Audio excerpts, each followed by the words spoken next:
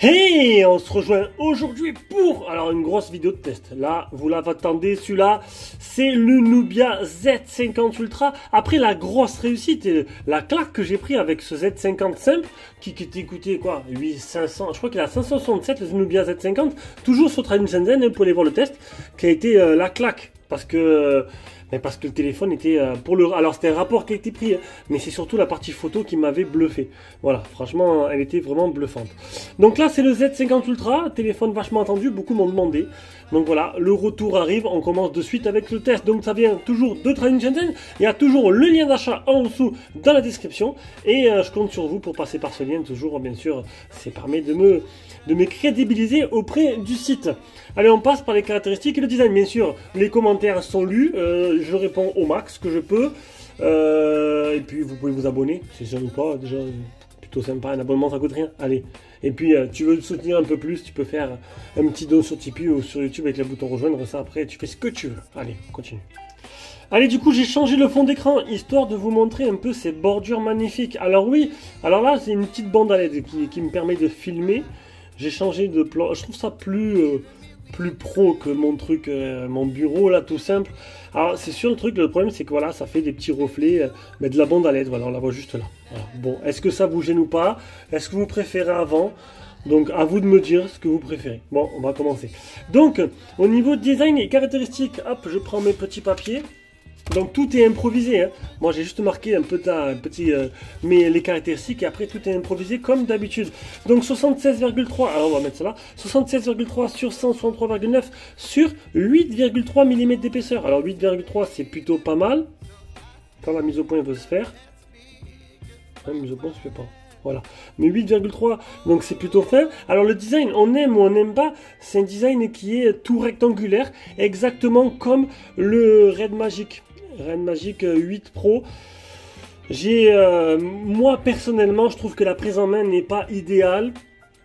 J'ai pas kiffé ce design là, bah non, sinon je l'aurais gardé. En téléphone perso, j'ai gardé le Oppo Reno 9 Pro Plus. Voilà, pour ceux qui veulent savoir, je l'adore. Bon, tout simplement, il me convient très bien. Alors, on revient au Nubia, hein, hors sujet. La coque qu'ils ont fournie est complètement horrible. Voilà, une coque en cristal dur qui protège rien du tout, mis à part les 4 angles. Après, une coque, c'est 3 euros, 4 euros, allez, 5 euros max sur Ali. Et donc, du coup, voilà, ça, c'est pas un frein du tout à l'achat. Joli. Donc le design avec des bordures qui sont de chaque côté pareil. Alors je sais, j'ai perdu le terme, vu que c'est de l'improvisation, des fois il y a des mots que je veux le dire mais j'y arrive pas. J'arrive pas à les trouver. Donc symétrique, voilà.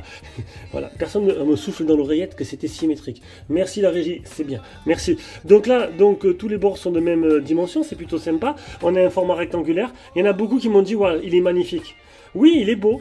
Après, prise en main, alors il est fin, hein, c'est sûr, mais voilà, pour moi, c'est pas l'idéal, je trouve. On continue. 228 grammes, 89% ce que prend l'écran par rapport à la surface totale du téléphone. Il y a en vert et en aluminium, 3 couleurs, noir, bleu et argent. Moi, c'est le modèle noir. Vous voyez que l'arrière, il est pailleté. Voilà, plutôt joli. Écran de 6,8 pouces de type AMOLED, définition 2480 x 1116, un écran qui monte jusqu'à 120 Hz. Mon test a été fait en mode automatique.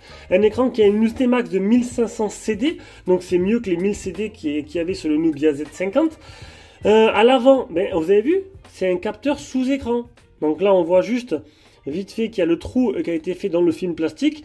Donc comme d'habitude, vous attendez pas un truc de fou pour la photo. Derrière, rien que là, alors je sais pas si tu vas pouvoir, là je suis vraiment dans un endroit très très compliqué à faire la capture du visage. Alors déjà que la capture est pas pratique, mais là en plus, là vous voyez pas trop, mais en fait j'ai un meuble au-dessus de ma tête et j'ai aussi tout simplement l'appareil photo. Donc pour vous dire tout simplement que niveau reconnaissance faciale, c'est un peu long, voilà. C'est pas des plus rapides et on va dire que même là il ne veut pas. Attention, hors caméra, voilà, donc là il n'y a peut-être pas assez de lumière pour lui, il veut pas. Bon, l'appareil photo frontal c'est pas l'idéal. Après tu as le capteur d'empreinte sous le doigt, hein, sous l'empreinte. Tu bouges un peu, tac tac tac. Après en pleine lumière le capteur facial marche beaucoup mieux. C'est que là les conditions ne sont pas réunies pour qu'il marche de manière optimale. Voilà. On continue. Donc en dessous tu auras quoi? Tu auras le type C, tu auras double nano SIM. Alors je mets vachement bas parce que sinon voilà. Ah, ça marche, nickel. Des photos là, il ne voulait pas. Ça dépend où il veut faire la mise au point. Double parleur stéréo en haut. Alors, ce qui est bien, c'est qu'il est sur les tranches. Là, en bas et ici. Voilà, sur les tranches là. J'essaie de mettre la lumière pour que vous voyez bien. Sur le côté gauche, on n'aura rien du tout. Voilà. Sur le côté droit, on aura le bouton power ici, bouton qui est rouge, hein, comme sur tout le Nubia. Et bouton volume plus moins. Et ce bouton là, alors c'est comme les OnePlus, sauf qu'il n'y a que 2 positions. Alors moi, j'ai mis, alors, je vous montre. Hop, silence ou vibration. Tout simplement. J'ai mis ça. Donc tu choisis en fait sonnerie, alors elle est en silence, ou sonnerie ou silencieux. Tu peux l'affecter à plein d'autres actions. Tu peux l'associer à d'autres actions, comme le mode jeu, comme l'appareil photo. C'est toi qui choisis. Voilà, tu verras, j'ai fait une capture d'écran du menu. Au-dessus, donc le haut-parleur, un port IRC là qui fera office de télécommande, et puis on a fait le tour et on arrive à l'arrière du téléphone. Un arrière qui, bah ma foi, c'est vrai que c'est plutôt joli, hein. Bon, on a la grosse plaque, hein, qui ressort comme les derniers appareils photo. Au niveau de la photo, j'avais pris une claque monumentale avec le Z50. Bon, je ne veux pas trop en faire, mais c'est vrai que j'avais adoré. Pour moi, le rapport qualité-prix du moment, c'est le Nubia Z50. C'est celui-là que tu dois acheter. Enfin, si tu aimes la photo déjà. Parce que la photo, franchement, après le reste, ils n'ont pas mis que du haut de gamme dedans parce qu'à ce prix-là, ils peuvent pas. Mais si tu aimes la photo, tu seras complètement conquis. Je t'invite à aller voir le test.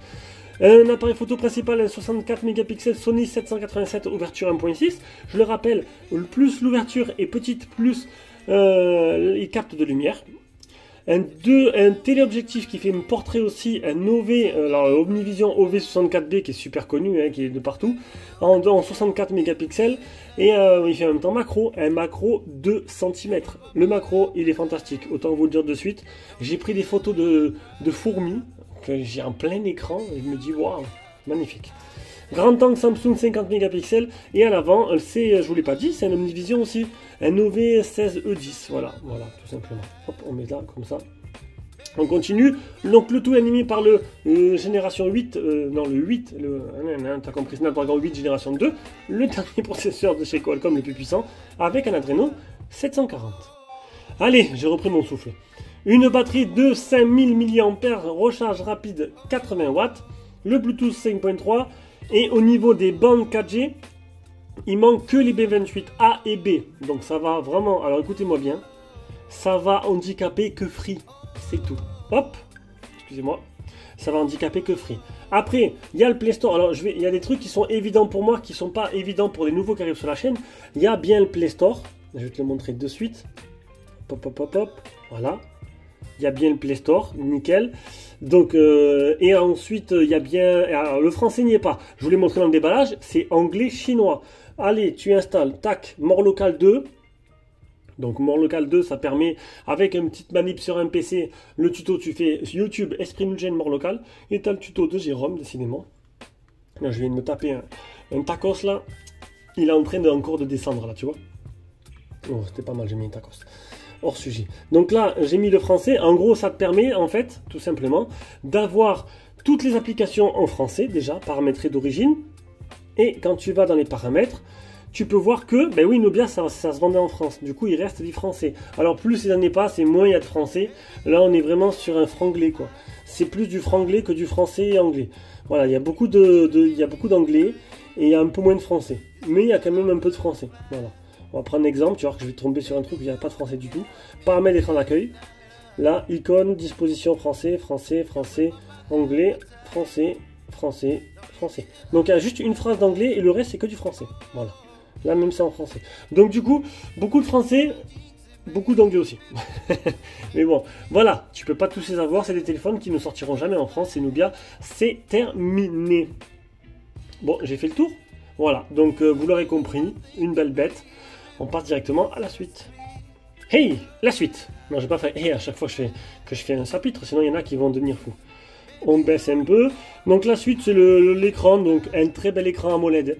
Bah, il n'y a rien à dire. Maintenant, les écrans, c'est dur de trouver les défauts des écrans. Voilà, donc je vais chipoter en disant quoi? Ben, je sais pas. 1500 CD, c'est bien. Il n'y a pas marqué de précision sur une protection d'écran supplémentaire, genre un Gorilla Glass ou un Dragon Trail, c'est pas précisé. Voilà. Donc je me doute qu'il y a quand même un truc en plus, mais il n'y a aucune précision là-dessus. Après HDR10 et tout, les termes plus techniques, ça je ne les dis pas parce que ça rentre vraiment dans le détail. Et voilà, les écrans de maintenant sont très bien. Et ça fait partie des écrans haut de gamme qui sortent en ce moment et c'est plutôt pas mal. Allez, donc du niveau de la ROM. Alors, on est sur... Alors déjà, il faut que j'enlève le mode sombre. C'est pas du tout pratique les modes sombres. Tac, voilà. Donc on est sur MyOS version 13, Android 13. Donc, bon, une surcouche somme toute classique qui ressemble beaucoup à celle d'Oppo. Ça ressemble beaucoup à celle d'Oppo. Il y a pas mal de petites applications, de personnalisation. Et pour ceux qui connaissent ColorOS, décidément, le tacos, c'est le tacos. Bon, on voulait pas. Donc pour ceux qui connaissent ColorOS, en fait, c'est pareil. Voilà, ça y ressemble beaucoup. C'est très optimisé, très fluide. Ça tourne très bien. J'aime bien, sans être extraordinaire non plus. Voilà, vous connaissez mon avis sur les ROM. Moi, la ROM Xiaomi, c'est celle que je kiffe le plus. Derrière, il y a OriginOS, qui sont les Vivo IQ chinois. Après, Oppo, ColorOS, c'est plus du classique. Mais c'est vrai que depuis la dernière mise à jour, j'ai eu un commentaire là-dessus, mais c'est vrai parce que j'ai un Oppo actuellement, que ça s'est amélioré. Ça s'est amélioré. C'est pas autant personnalisable, hein, autant sympathique que chez Xiaomi, mais ça s'améliore. Allez, on passe aux captures d'écran. Allez, on débute avec une mise à jour. Une mise à jour du téléphone, dès le début. Hop, de 288 MO. Le Antutu, 1 279 657. Le test de chauffe, alors là, il a été bien réalisé parce que d'habitude, il monte à 45 degrés, ça c'est parfait. Donc là, 42 degrés, le test de chauffe. Le PC marque, le Geekbench, le deuxième Geekbench. Il est bien certifié L1, vous bien la HD sur Netflix. Le safety net, il est passé. Le 3 mètres de marge, 54 satellites fixés sur 74. Alors là, c'est le double Wi-Fi plus le réseau. Là, on a le NFC. Une suite personnalisation. Voilà, donc ça, c'est du classique. Hein. Les icônes, le wallpaper, Always on Display, les couleurs, le capteur d'empreinte, etc., etc., etc. Disposition d'écran, c'est ou comme iPhone ou comme Android, tout simplement, et on va pas chercher loin. Le mode nuit, alors mode nuit qui est très simple. Voilà. Franchement, il n'y a pas de, il n'y a rien. Voilà, il n'y a pas de possibilité de choisir des teintes de couleurs, c'est dommage. Le mode couleur, voilà, là où on peut vraiment approfondir un peu les couleurs qu'on veut mettre. Le rafraîchissement d'écran, donc moi j'ai mis automatique. Donc c'est ou 60 ou 120. Moi j'ai laissé mode auto qui est plutôt bien géré. J'ai pas senti de ralentissement. La barre de raccourci sur le côté, voilà, comme toutes les ROM maintenant ils ont. Le réponse rapide, alors là vous avez vu c'est beaucoup d'anglais. Hein. L'IntelliTouch, tu cliques les deux doigts dedans, ça recherche dans la page en fait. Les photos ou quoi. Donc ça c'est les options du petit slider qui est là. Voilà, donc en fait il y a 3 menus différents. Donc je reviens sur ce que j'avais dit au début. À force de mélanger les téléphones. Donc tu as ou mode son, ou mode jeu, ou mode caméra. C'est toi qui choisis.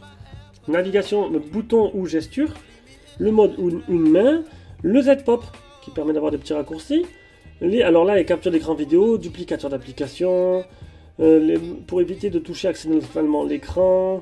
Là c'est pareil, pas pendant qu'on appelle. Geste et mouvement, donc double tape pour l'éteindre et l'allumer. Donc ça te permet d'utiliser le capteur d'empreinte, le capteur facial. Alors bien sûr, reconnaissance faciale plutôt que capteur facial.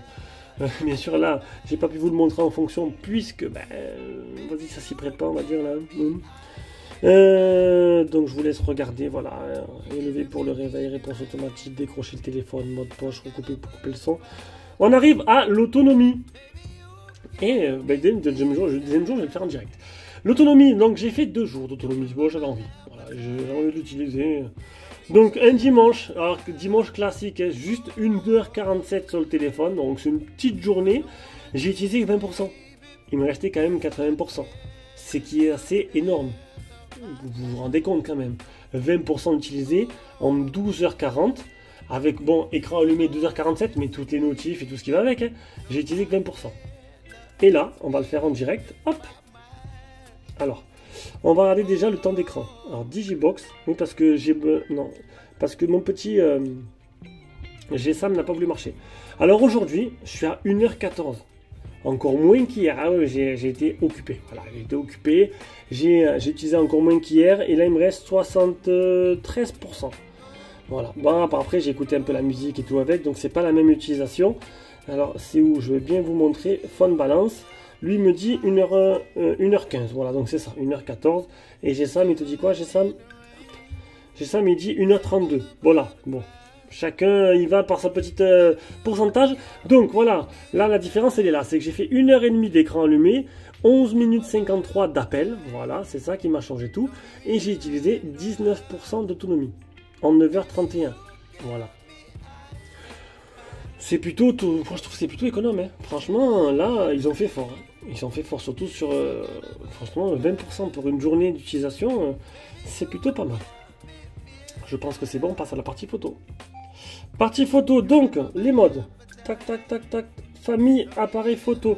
Donc, tu as traînée d'étoiles, c'est l'étoile, la lune, trajectoire, trace lumineuse, ouverture élément, multi-exposition, slow motion, time-lapse, taille réelle, document et macro. Macro 2 cm. Un mode street, un mode pro, un mode photo. Un mode photo avec le macro là. Un mode vidéo qui va te permettre de filmer jusqu'en. Hop, on met là. Ultra HD 8K.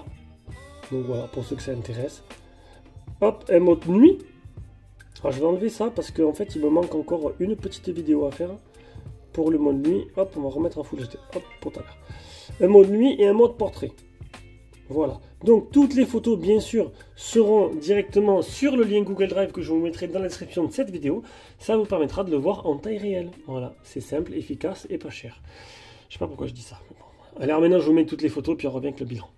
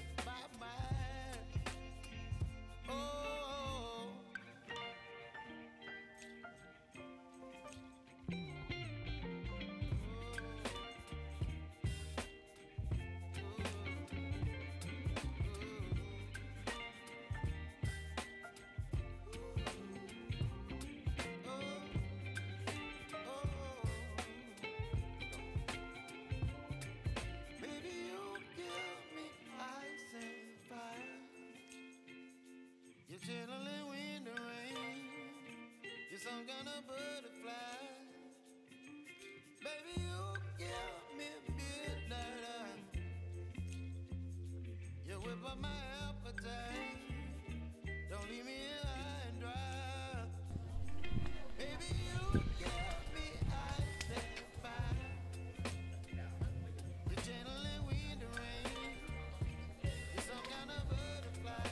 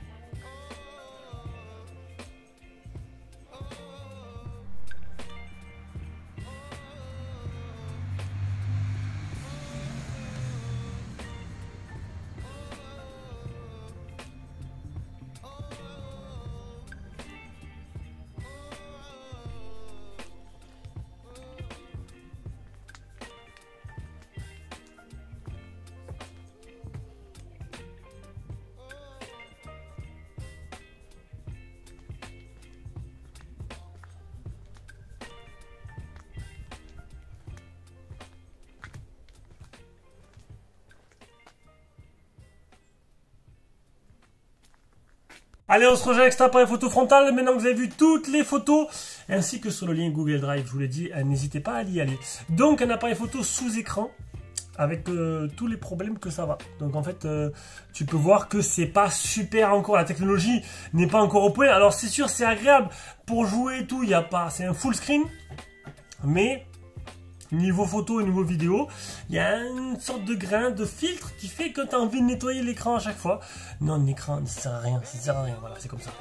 Donc du coup, en photo, vous avez aimé le Nubia Z50, vous allez adorer ce Nubia Z50 Ultra, au moins l'aimer, pareil. Parce que là, personnellement, je ne vois pas vraiment les grosses différences. Je vois qu'il y a un macro 2 cm qui est magnifique. Là-dessus, il n'y a rien à dire. La photo de nuit est toujours aussi phénoménale, hein, comme le modèle classique. Et les autres photos sont très jolies. Que dire de plus? Les photos sont là, allez les voir, vous verrez. C'est du très beau travail. Merci Nubia. Et après, la partie photo, c'est la partie son. Alors, son communication est plutôt correcte. Hein. Alors maintenant, écoutez les deux haut-parleurs.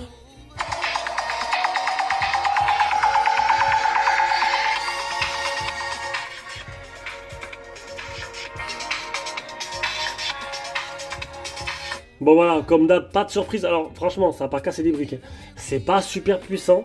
J'ai déjà vu mieux. Je suis pas impressionné du tout. Je trouve que ça manque un peu de pêche d'ailleurs. Et bon, après, il y a des applications pour augmenter le son. On parle au-delà du truc logiciel, mais ça après, c'est à vos risques et périls. Donc voilà, le son, c'est pas ouf. Et en plus, bon, comme d'hab, hein, le son est plus puissant en haut qu'en bas. Bon, ça, c'est pas nouveau. Donc, on arrive à la conclusion de ce test. Alors, que penser de ce Z50? Bah écoutez... Moi, son design ne m'a pas vraiment frappé. Hein. Après, bon, il est sympa le téléphone, il fait des très jolies photos. Vous avez pu le voir que voilà, il reste dans la lignée du Z50 normal. Mais là, c'est ultra. Là, c'est ultra en passant. Moi, pour le tarif et le design, je suis plus pour le Z50 classique que pour l'ultra. Voilà. Après, c'est à chacun ses goûts, quoi. Allez, sur ce, je vous fais une grosse bidou. Bisous à tous et ciao, ciao.